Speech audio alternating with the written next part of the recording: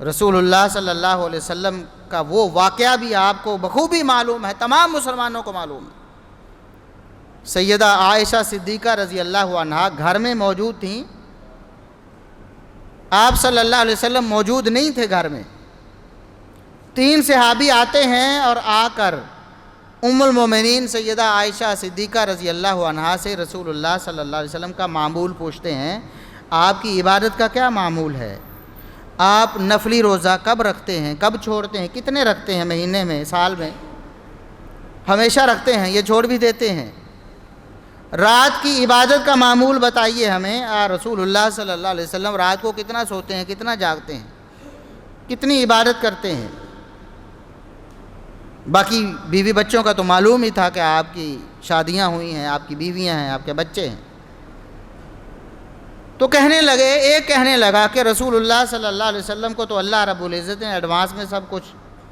معاف فرمایا ہوا کہ اگر کوئی غلطی ہوئی بھی تو معاف ہے، آپ کے ذمہ تو کوئی گناہ ہے ہی نہیں،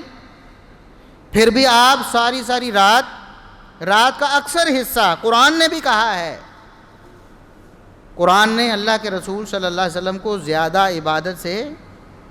یہ کہہ کر محتاط کیا، قم اللیل الا قلیلا،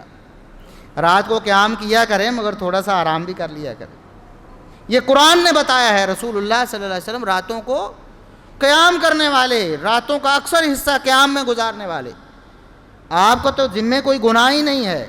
آپ کو تو اللہ نے پوچھنا ہی نہیں ہے کچھ بھی، اس کے باوجود آپ راتوں کو اتنا قیام کرتے ہیں، تو ہمیں تو آپ سے بھی بڑھ کر عبادت کرنی چاہیے۔ ہم تو گناہ گار ہیں، ہم سے تو غلطیاں کوتاہیاں ہوتی ہیں، ہم نے تو حساب دینا ہے، ہمیں تو زیادہ عبادت کرنی چاہیے۔ ایک نے کہا کہ چلے آج کے بعد میں یہ وعدہ کرتا ہوں کہ ساری زندگی رات کو نہیں سوؤں گا، ساری رات عبادت کروں گا۔ رسول اللہ صلی اللہ علیہ وسلم تھوڑا سا سو لیتے ہیں تو ہمیں تو وہ بھی نہیں سونا چاہیے، اور زیادہ عبادت کرنا چاہیے، کیونکہ ہم زیادہ گناہ گار ہیں۔ دوسرے نے کہا کہ آپ صلی اللہ علیہ وسلم روزے رکھتے ہیں، کبھی تقریباً پورا مہینہ ہی، جیسے شعبان کا پورا تقریباً کچھ دن چھوڑ کے سارا مہینہ ہی روزے میں گزار دیتے ہیں، اور کبھی چھوڑ دیتے ہیں، کبھی رکھ لیتے ہیں۔ سیدہ عائشہ صدیقہ رضی اللہ عنہا نے بھی بتایا کہ آپ روزے رکھتے بھی ہیں، چھوڑ بھی دیتے ہیں۔ کبھی ایسا ہوتا ہے روزے رکھتے جاتے ہیں، نفلی روزے پے در پے، ایسے لگتا ہے کہ آپ زندگی میں ہمیشہ رکھتے ہی جائیں گے، اتنے دن ہو گئے چھوڑا ہی نہیں ہے۔ لیکن کبھی ایسے ہوتا ہے چھوڑنا شروع کرتے ہیں تو ایسے لگتا ہے کہ اب آپ نے چھوڑ دی ہیں، دوبارہ رکھیں گے، تو رکھتے بھی ہیں نفلی روزے، چھوڑ بھی دیتے ہیں۔ اس صحابی نے جوش میں آ کر، آپ اندازہ کریں دونوں شرطیں پوری ہیں، ایمان بھی ہے، صحابہ کے ایمان میں کوئی شبہ ہو سکتا، اخلاص نیت بھی ہے کہ اس کی گواہی اللہ نے دی ہے، رسول اللہ صلی اللہ علیہ وسلم نے دی ہے کہ ان کے دل اخلاص سے بھرپور ہیں، تقوی سے بھرپور ہیں، اخلاص بھی بھرپور موجود ہے۔ اور عمل کیسے تہجد، قیام اللیل، وہ ہے جس کا حکم اللہ رب العزت نے قرآن میں دیا ہے، اور فرمایا کہ یہ اتنے عظیم الشان عمل ہیں۔ یہ رات کی عبادت فرمایا نبوت کے لیے لازم ہے، نبوت ایک بوجھ ہے،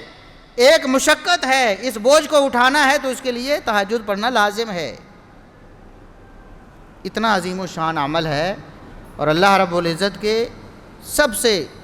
فرض نمازوں کے بعد سب سے بہترین عمل،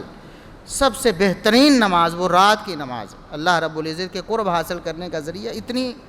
عظیم الشان یہ عبادت ہے۔ اور دوسری طرف روزہ، اس نے کہا میں تو ہمیشہ روزہ رکھوں گا، آپ صلی اللہ علیہ وسلم کے ذمہ تو کوئی گناہ نہیں ہے، آپ سے پوچھا ہی نہیں جانا کہ آپ نے کیا کیا ہے، اس کے باوجود آپ روزے رکھتے بھی ہیں، چھوڑتے بھی ہیں، تو ہمیں تو اور زیادہ رکھنے چاہیے۔ ایمان بھی ہے، اخلاص بھی ہے، اچھی نیت سے اللہ کو راضی رکھنے کے لیے کرنا چاہتے ہیں۔ تیسرے نے کہا کہ آپ کے بیوی بچے ہیں، آپ کے ذمہ تو کوئی گناہ نہیں، آپ سے پوچھ ہی نہیں ہونی، ہم گناہ گار ہیں تو میں شادی نہیں کروں گا، ساری زندگی اکیلا رہوں گا تاکہ بیوی بچوں کے جھنجھٹ میں نہ پڑوں، نہ کمانے کی فکر ہو زیادہ،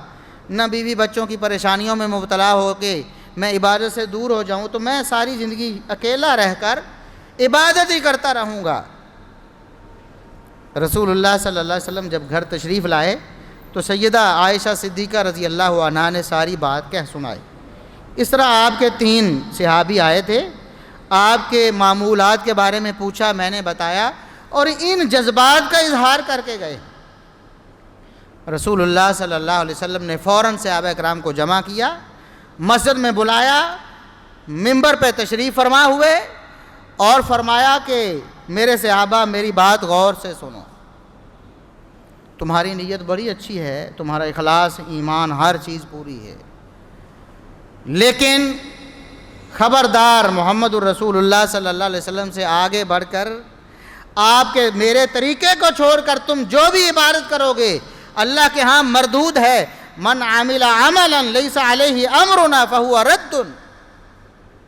جس نے کوئی بھی عمل کیا، کوئی بھی عمل جس پر ہمارے طریقے کی مہر نہیں ہے وہ مردود ہے، لٹا کر منہ پہ دے ماری جائے گی، وہ عبادت اللہ کے ہاں قبول نہیں ہوگی۔ فرمایا تم نے یہ سوچ بھی کیسے لیا کہ مجھ سے بڑھ کر کوئی عبادت کا طریقہ نکالو، میرے طریقے کو چھوڑ کر عبادت کر کے اللہ کو راضی کر لو؟ یاد رکھو اس کائنات میں سب سے بڑھ کر اللہ سے ڈرنے والا بھی میں ہوں، اللہ کے قرب کے طریقے جاننے والا بھی میں ہوں۔ من راغب عن سنتی فلیس منی، جس نے میرے طریقے کو چھوڑ کر اللہ کو راضی کرنے کی کوشش کی اس کا مجھ سے کوئی تعلق نہیں۔ یہ حدیث کے الفاظ ہیں، یہ رسول اللہ صلی اللہ علیہ وسلم کے الفاظ ہیں۔ دیکھیں 3 شرطیں بتائیں، کتاب و سنت سے دلائل بھی ان شرطوں پر آپ کو معلوم ہو گئے، دونوں شرطیں موجود ہیں، ایمان بھی ہے، اخلاص نیت بھی ہے، لیکن رسول اللہ صلی اللہ علیہ وسلم کا طریقہ نہیں تھا تو صحابہ کرام کا بھی عمل اللہ نے قبول نہیں کیا۔ فرمایا کہ باز آ جاؤ، لا تقدموا بین یدی اللہ ورسولہ، اللہ اس کے رسول سے آگے بڑھنے کی کوشش نہ کرو، اللہ اس کے رسول سے آگے بڑھو گے تمہارے اعمال اکارت ہو جائیں گے، ضائع ہو جائیں گے، بیکار ہو جائیں گے، ان کی کوئی حیثیت نہیں ہوگی بلکہ تمہارے لیے وبال بن جائے۔